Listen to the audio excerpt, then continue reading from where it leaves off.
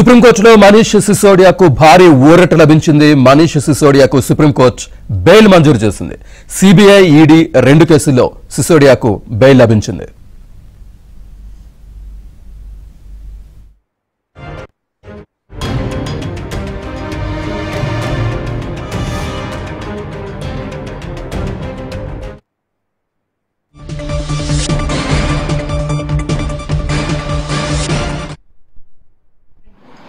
सत्य की जीत हुई है और मैंने जैसा पहले से कहा कि इस मामले में कोई भी तथ्य, कोई भी सत्यता नहीं थी। जबरदस्ती हमारे नेताओं को पकड़ पकड़ के जेल में रखा गया। मनीष सिसोदिया जी को 17 महीने तक जेल में रखा गया। क्या भारत के प्रधानमंत्री उनके जीवन के इन 17 महीनों का हिसाब देंगे? क्या भारतीय जनता पार्टी उनके इन जीवन के 17 महीनों का हिसाब देगी, जो शायद दिल्ली के स्कूलों को बनाने में काम आता, बच्चों को अच्छी शिक्षा देने में काम आता? जिंदगी के वो 17 महीने आपने जेल में डालकर बर्बाद किए मनीष सिसोदिया के। माननीय सर्वोच्च न्यायालय का हृदय से आभार है, सर झुका के नमन है कि लंबे इंतजार के बाद न्याय मिला, एक फैसला आम आदमी पार्टी के पक्ष में, मनीष सिसोदिया जी के पक्ष में, और एक एक कार्यकर्ता इस फैसले से उत्साहित है। एक एक देशवासी, दिल्ली का नागरिक इस फैसले से खुश है और सब ये मानते थे कि हमारे नेताओं के साथ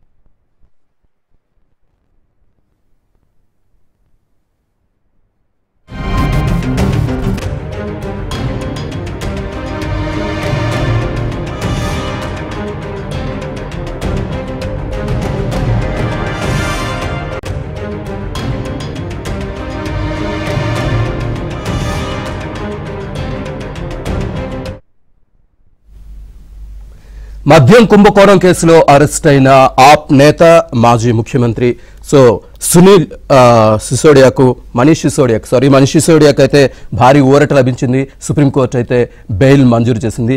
అయితే షరతులతో కూడిన బెయిల్ మంజూరు చేసినట్టుగా తెలుస్తోంది. దీనికి సంబంధించిన పూర్తి సమాచారాన్ని మా ఢిల్లీ కరెస్పాండెంట్ సతీష్ లైవ్ లో అందిస్తారు. సతీష్.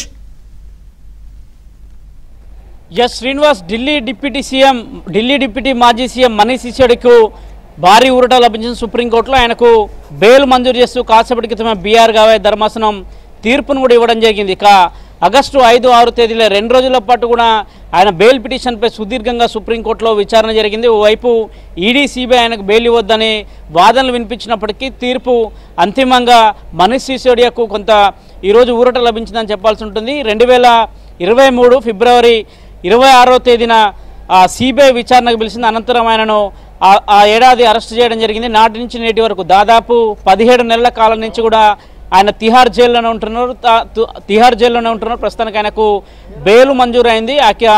ఈ రోజు సాయంత్రానికి బెయిల్ ఆర్డర్ అందిన తర్వాతకి నేరుగా ఆయన తిహార్ జైలు నుంచి విడుదల కాబోతున్నారు. 17 నెలల పాటు కూడా అనంతరం ఆయన ట్రయల్ కోర్టు నుంచి హైకోర్టు నుంచి సుప్రీంకోర్టు, తిరిగి మరల ట్రయల్ కోర్టు వెళ్ళిన సందర్భాలు చూసాము. అనేక చోట్ల ఆయనకు బెయిల్ మంజూరు కాలేదు. చివరిగా సుప్రీంకోర్టే మరోసారి ఆయనకు బెయిల్ మంజూరు చేసింది. మొత్తం లిక్కర్ కేసులకు సంబంధించిన అంశంలో అత్యధిక రోజులు జైల్లో ఉన్న ఏకైక నేత మనీష్ సిసోడియా అని చెప్పాల్సి ఉంటుంది. 17 నెలలు 2023, 26 ఫిబ్రవరి నాడు విచారణ పేరిట సిబిఐ అరెస్ట్ చేసింది. అనంతరం నాటి నుంచి నేటి వరకు కూడా ప్రస్తుతం ఆయన తిహార్ జైలు ఉన్నారు. పూచికత్తు మీద విడుదల చేశారు. దేశం విడిచి వెళ్ళిపోరాదు అనే ఆదేశాలను కూడా సుప్రీంకోర్టు తన ఆర్డర్లో స్పష్టం చేసింది. మరోవైపు ఆమ్ ఆద్మీ పార్టీ నేతలు కూడా సంతోషం వ్యక్తం చేస్తున్నారు. గతంలో కూడా అరవింద్ కేజ్రీవాల్కు ఇదే కేసులో ఈడీ అంశంలో మాత్రం ఆయనకి ఇప్పటికే బెయిల్ మంజూరు చేసింది. కానీ ఆయనకు సిబిఐ కేసులో సైతం కూడా ప్రస్తుతం ఆయన తిహార్ జైల్లో ఉన్నారు. ఆయన కేసుకు సంబంధించిన అంశంలో కూడా సుప్రీంకోర్టులో ఇటీవల మరోసారి అరవింద్ కేజ్రీవాల్ సైతం కూడా పిటిషన్ వేశారు. మొదటి కేసు నుంచి కూడా మొదటి నుంచి కూడా విచారణ కొనసాగట్లేదు. విచారణ ఏ స్థితిలో ఉందో ప్రస్తుతం కూడా అదే స్థితిలో ఉంది. సుదీర్ఘంగా 17 నెలల నుంచి కూడా విచారణ అదే విధంగా నడుస్తుందని కూడా ఇటీవల మనీష్ సిసోడియా తరపు న్యాయవాది అభిషేక్ మను సింఘ్వి కూడా వాదనలు వినిపించారు. అనంతరం తిరిగి 5, 6 తేదీలలో 2 రోజుల పాటు వాదనలు విన్న తర్వాత జడ్జిమెంట్ను ఈ రోజుకు రిజర్వ్ చేశారు. కాసేపటి క్రితం తీర్పిచ్చారు. ఇదొక భారీ ఊరట అని చెప్పాల్సి ఉంటుంది. సుదీర్ఘంగా 17 నెలల పాటు కూడా ప్రస్తుతం ఆయన జైల్లో ఉన్నారు. అనంతరం బెయిల్పై మరి కాసేపట్లో కూడా విడుదల కాబోతున్నారు. మొత్తానికి సంబంధించిన ఇక ఆమ్ ఆద్మీ పార్టీ నేతలు మాత్రం కోలాహలంగా ఉంది. ఇటీవలే ఆమ్ ఆద్మీ పార్టీకి సంబంధించిన కీలక నేతగా ఉన్న సంజయ్ సింగ్ సైతం కూడా సుప్రీంకోర్టు బెయిల్ మంజూరు చేసింది. తాజాగా మనీష్ సిసోడియాకు బెయిల్ మంజూరు చేశారు. అనంతరం మనీష్ సిసోడియా ఈరోజు సాయంత్రానికి తిహార్ జైలు నుంచి కూడా విడుదల కాబోతున్నారు. ప్రస్తుతానికి ఇదే కేసులో ఢిల్లీ సీఎం అరవింద్ కేజ్రీవాల్ అక్కడే ఉన్నారు. బీఆర్ఎస్ సంబంధించిన ఎమ్మెల్సీ కవిత సైతం కూడా ప్రస్తుతం తిహార్ జైల్లో ఉన్నారు. ఈరోజు మరోవైపు వాళ్ళకి ట్రయల్ కోర్టుకు సంబంధించిన విషయంలో కూడా సిబిఐ ఛార్జ్ షీట్లో సైతం కూడా సిబిఐ ఛార్జ్ షీట్ పైన కూడా కాసేపటి క్రితం రౌజెండ్ కోర్టు ఆ కేసును వాయిదా వేసింది. ఆగస్టు 21వ తేదీకి కూడా వాయిదా వేశారు. ఇటీవల కవిత కూడా ఈ కేసులో ట్రయల్ కోర్టులో ఉన్న తన డిఫాల్ట్ బెయిల్ అంశాలకు సంబంధించిన పిటిషన్ సైతం కూడా విత్డ్రా చేసుకుంది. ఇక మనీష్ సిసోడియాకి బెయిల్ మంజూరైంది కాబట్టి ఇదే కేసును పరిగణనలోకి తీసుకుని మిగతా నిందితులంతా కూడా సుప్రీంకోర్టుని ఆశ్రయించే అవకాశాలు కూడా చాలా స్పష్టంగా కనిపిస్తున్నాయి. అదే బాటలో ఎమ్మెల్సీ కవిత అదేవిధంగా సీఎం కేజ్రీవాల్ సైతం కూడా సుప్రీంకోర్టును ఆశ్రయించే అవకాశాలు కూడా చాలా స్పష్టంగా కనిపిస్తున్నాయి. శ్రీనివాస్, సతీష్, ఈ మాజీ డిప్యూటీ సీఎం సిసోడియా తన పాస్పోర్ట్ను కూడా అప్పగించాలి, ఇట్లా కొన్ని షరతులు, అంటే సాక్షుల్ని ప్రభావితం చేయకూడదు, ఇలా కొన్ని షరతులు కూడా విధించినట్టుగా తెలుస్తోంది. ఇంకా ఏమైనా చెప్పారా?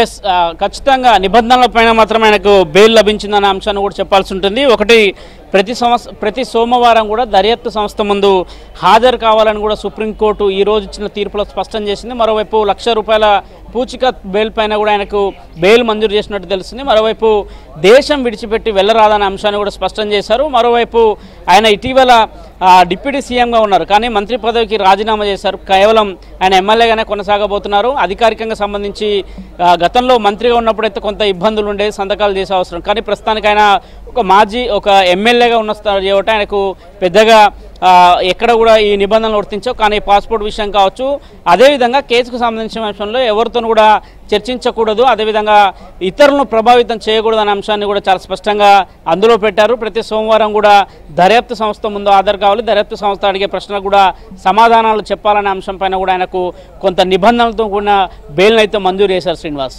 Right Satish, thank you.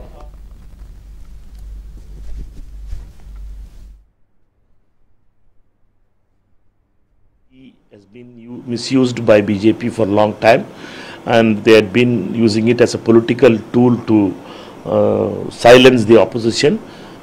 Mr. Manish Sisodia's release has shown that the legal system has taken a long time to give justice to Mr. Manish Sisodia.